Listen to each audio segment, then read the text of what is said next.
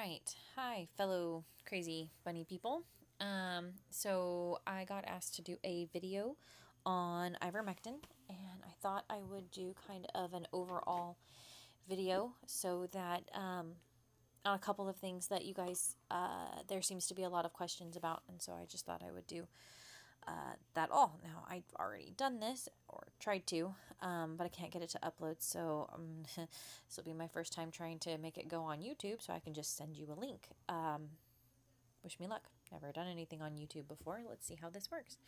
So, we're going to talk about that in a second. Right now, ivermectin. So, sorry, it's dark. I'm hiding in my 5-year-old's room, because it's the only quiet place right now. And so that's where I'm hiding. So this is ivermectin. This is ivermectin paste. It comes in paste. It comes in liquid. I like the paste. I just find that it's easier to give. You give the paste by mouth. You give the liquid by injections. The liquid can be found in the cattle section.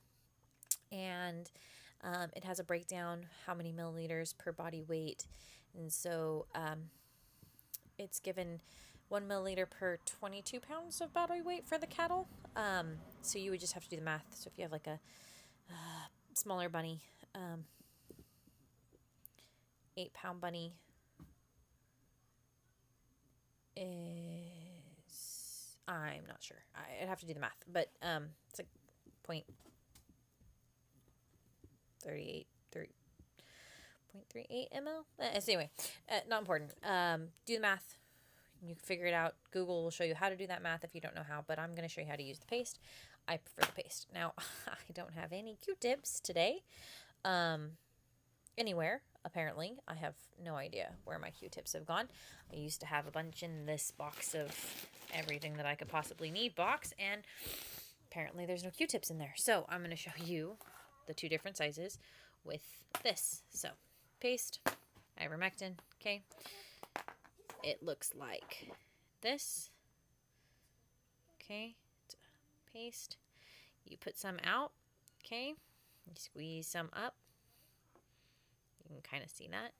And you get yourself, we're going to talk about it in pea size and rice size, okay? That's how I'm going to describe it. This is unfortunately not an exact science with the paste like it is with the liquid. If you want an exact science, you use the liquid. I go by how I've been doing this for many years, based on how my vet showed me years ago. Now, everybody uses Revlon for fleas and mites, and it's great. Reason that most of us people who've done it longer use ivermectin is because back before like 2000, the silamectin that Revlon is made out of was not approved, FDA approved to be used on anybody. So we didn't do that. We used ivermectin instead. And ivermectin can be used on every type of farm animal. So anybody who keeps more than just rabbits, you can use it on your goats, sheeps, horses, cattle, dogs, cats. Not avians though, so no birds, but everything else can use this. It's great for heartworm, mange, fleas. You won't have problems with bot flies ever. And intestinal parasites.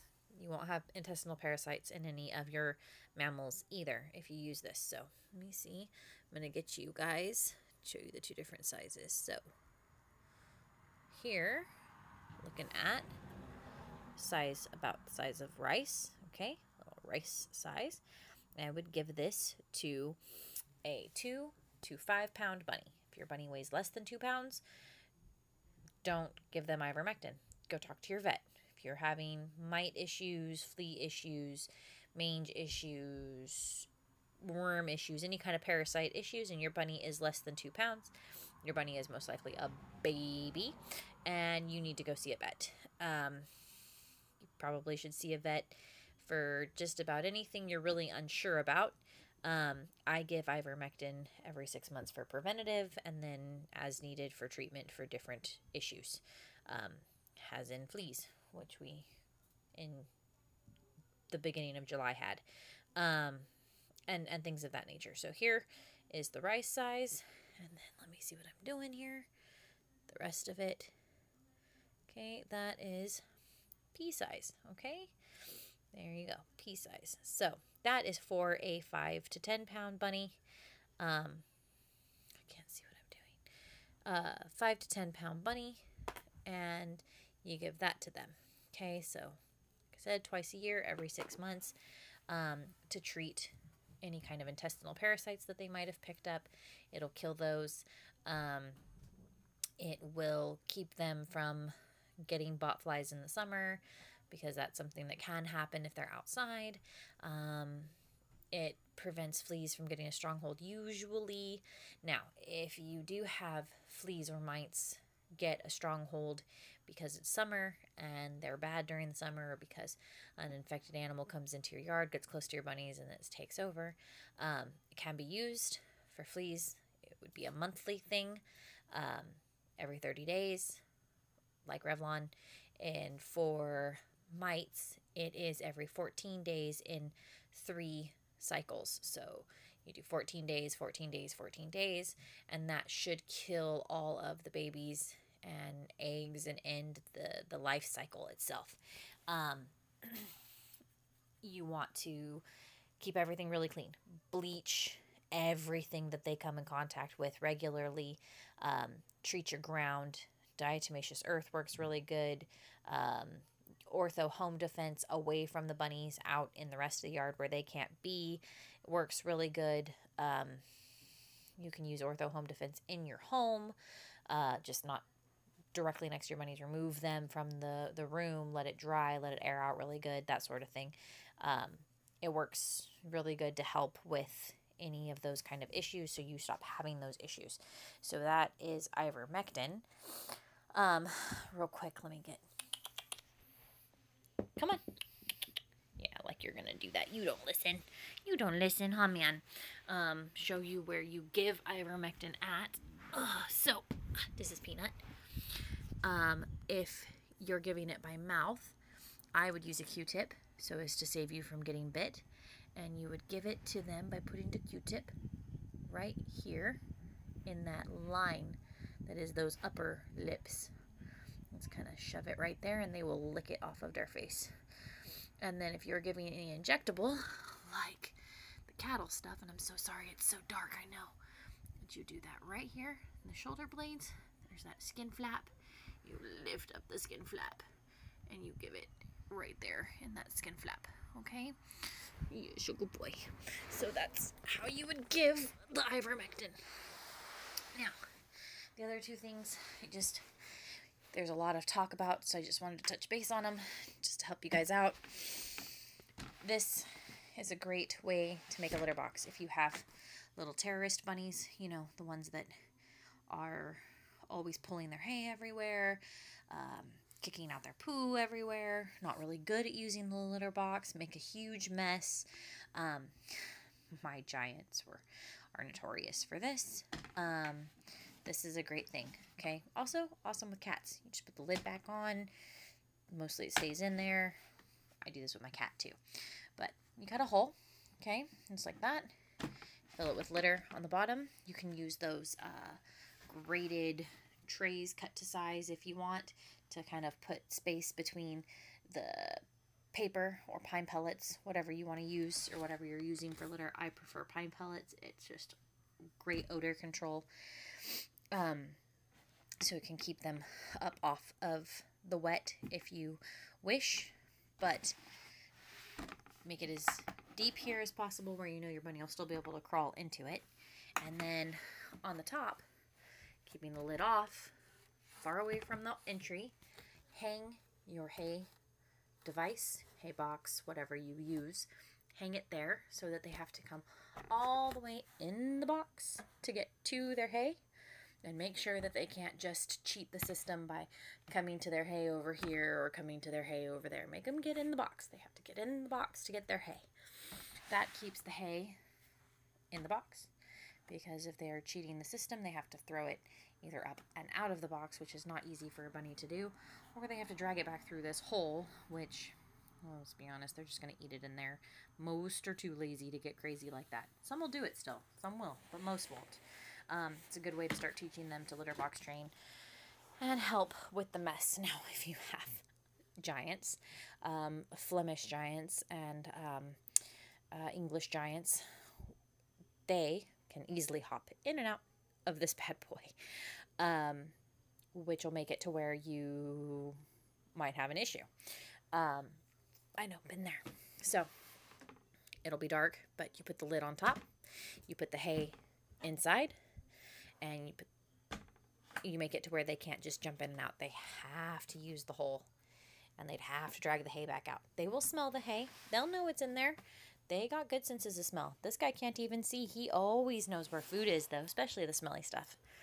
And he always knows where I'm at. So anyway, so that right there is what you can do for pain in the butt rabbits litter training. This is the other thing, and please excuse how dirty this van is. It's usually in the garage, and I live in Dairyland, California, so in the middle of nowhere, so dusty everywhere, everything. I don't have a vent thing on me. I think I have, if I'm not mistaken, my daughter's one here. This is in need of being changed. Oh, good, it's already broken apart. Sorry, excuse my camera work here. I was hoping that I'd be able to find the filter and show you, but anyway, the filter has been taken off and probably thrown away because it's not good and needs to be replaced. So I'll just do my best to explain. Box fan like this, $15, $20, depending on if you find them for sale. I've seen them for $10 at the end of summer. You get box fans like this. They work great. You go to the hardware section and you get the house vent filter replacements, the ones that go up into the cutout of your house. They slide up in there. Sorry, I'm in America, and I don't know how common this is in other countries because I just don't know that sort of thing. So I'm kind of making assumptions, and so I'm sorry. But you can also get creative, and you can make your own filters out of the quilt batting that you can buy at fabric stores. That polyester filling stuff works really good too. So if you can't get your hands on the house filter, ones that range from $2 to $20, I would not use one that's too terribly thick on one of these fans because you will blow the motor. But if you can't get that, you can also use quilting batting. It'll work too. So what you do is you put the side that the air gets pulled from, so this is the sucking side, and then the air blows out on that side. You put your filtration stuff, which in this case, what I would have used if I had an extra one and I could show you, is the filter for the house that you can buy in the hardware section for about $5. I like the green ones that are made of that really hard polyester type stuff. And then you use zip ties to zip tie it right through to the fan. Okay? And they are easy to replace. They are very cheap to replace. You can do it weekly, bi-weekly, monthly, depending on how bad your air quality is or how stinky your rabbits are or what have you. If you're using batting, which you totally can use, you can get the batting, and they even have, for fish tanks, they have charcoal filtering for fish tanks, and you can make like a pocket. You can take the thin piece of batting and you can sprinkle it with the charcoal, and you can put another thin piece of batting on there, and then you can tape it all together with duct tape, and you can wire tie that whole thing to your fan as well if you really want to DIY your stuff, and you can change those as often as you need, and it will just absorb all the stinky, all the dusty, all the gross right out of the air if you keep it right next to your bunny cage. Just if you're keeping it right next to your bunny, I want to say common sense, but I'll just reiterate it anyway because you know, it's internet, so don't blow the air directly on your bunny, especially in the wintertime when it's cold. Okay, in the summertime, it's not so bad. Make sure that they can get out of the direct line of air, though. And keep the wires where the bunnies can't chew on the wires. So I would not recommend putting it right down into their cage area or their run or their pen or whatever, because they'll chew the wires and electrocute themselves. So that would be all bad. So anyway, that's a DIY air purifier. So you can deal with bunny stink and bunny dust and bunny dirt and allergens and fur and all that grossness that come from bunnies. A litter box that is very hard for them to throw all over your house. And ivermectin that treats basically all forms of parasites, anything that would be a parasitic infection on your bunny. That does not replace a good trip to the vet, though, okay? And you should use common sense, and all medications, every single form of medication that you give your bunny has the potential to be deadly. This, as far as a parasitic treatment, is one of the least deadly, whereas, just a minute, whereas, don't ever use anything that's permethrin or a head lice treatment ever. If a vet ever gives you anything that is in the methrin family, do not use it on your rabbit. I don't care what that vet says. Go to a rabbit savvy vet. Rabbits' brains are chemically wired to where with that anything in the methrin family tends to be immediately deadly. Okay, it's very bad. Don't do it. Okay. Any other questions and stuff, you guys hit me up and I will be happy to answer them. And hopefully this shares to you guys well. And feel free to share it with anybody else in the rabbit community that you want.